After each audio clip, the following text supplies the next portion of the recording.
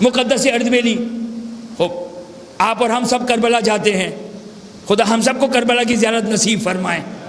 ہم سب کربلا جاتے ہیں، کیا تعظیم کی ہم نے وہاں. ہم کھانا بھی کھا رہے ہیں، بوفا بھی لگا ہوا ہے، پیٹ بھی بھرا جا رہا ہے، اور ایک ہنگامہ ہے، ایسا لگ رہا ہے جیسے زندگی میں کبھی کھایا ہی نہ ہو ہم نے.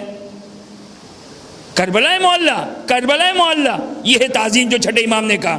چھٹے امام نے کہا کہ جب تم کربلا آئے، جب پتہ چلا چھٹے امام کو کہ گوشت کھایا جا رہا ہے، چھٹے امام نالا کرتے ہیں، چھٹے امام شکوہ کرتے ہیں. چھٹے امام اپنے چاہنے والوں کو تعظیم سکھا رہے ہیں اور فرماتے ہیں جب تم اپنے مردوں کی زیارت کو جاتے ہو تو کیا مرغن کھانے کھاتے ہو؟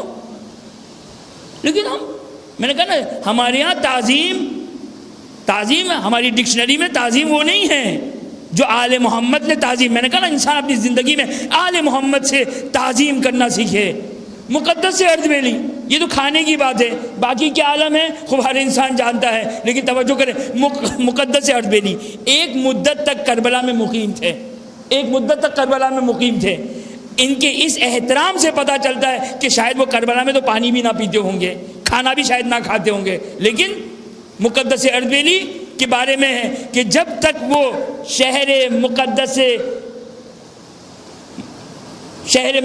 کربلا میں مقیم تھے، جب رفع حاجت ہوتی تھی، جب رفع حاجت کی احتیاج ہوتی تھی، انسان تصور کرے تو حدود کربلا معلّہ سے باہر جاتے تھے، رفع حاجت کو انجام دیتے تھے اور پھر کربلا میں آتے تھے. کیوں؟ سرزمین کربلا کا احترام. سرزمین کربلا کا احترام امام حسین کا احترام ہے. یہ ہے تعظیم. تعظیم کی میں نے کہا کوئی لمیٹیشن نہیں ہے. آپ صبح و شام اپنے گھروں میں ایسے علماء اور فقہا، توجہ کیجیے گا، ایسے علماء اور فقہا اس حجرے میں، اس روم میں، اس کمرے میں پیر نہیں پھیلاتے تھے، سوتے نہیں تھے جہاں پر کوئی کتاب ہو، جہاں پر حدیث ائمہ اطہار علیہ السلام جس میں لکھی گئی ہو. قرآن تو دور کی بات ہے، قرآن تو دور کی بات ہے. ہمارے بزرگ ایسے ہوتے تھے، قرآن کو پشت کر کے نہیں بیٹھتے تھے. آج سوال کرتے ہیں کہ کیا مثال کے طور پر ایام اعزاء میں فرنیچر خرید سکتے ہیں، ایام اعزاء میں کاروبار کر سکتے ہیں، ایام اعزاء میں شادی کی تیاری کر سکتے ہیں؟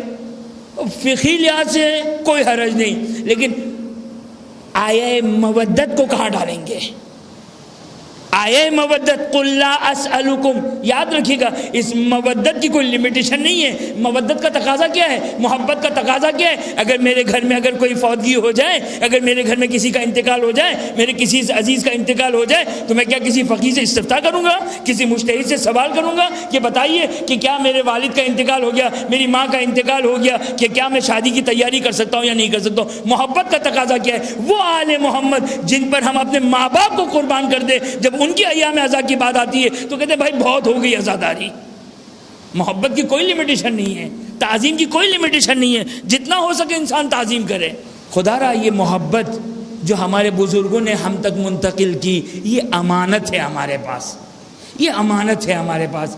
اس محبت کو، اس عزاداری کو، اس توسل کو، یہ سب مصداق ہے قل لا اسألکم علیہ. خدا نے فقط امت رسول سے فقط ایک ہی سوال کیا ہے، ایک ہی سوال کیا ہے کہ آل رسول سے مودت کرتے رہنا، آل رسول سے محبت کرتے رہنا. یہ جتنی بھی عزاداریاں ہیں نا، یہ جتنی بھی ماتمداری ہے، یہ جتنا بھی گریہ ہے، یہ آل محمد سے مودت ہے، یہ آل محمد سے محبت ہے.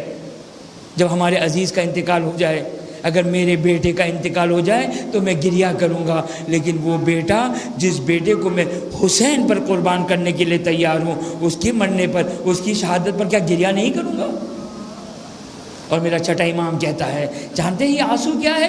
ان آنسوؤں کی قدر کو جانیے، ان آنسوؤں کی عظمت کو جانیے. خدا سے دعا کرے کہ خدا ہمیں آنسو عطا کرے، حسین کے غم میں بہنے والے آنسو عطا کرے. رحمتک یا ارحم الراحمین وصلی اللہ علی محمد و آلہ الطاہرین.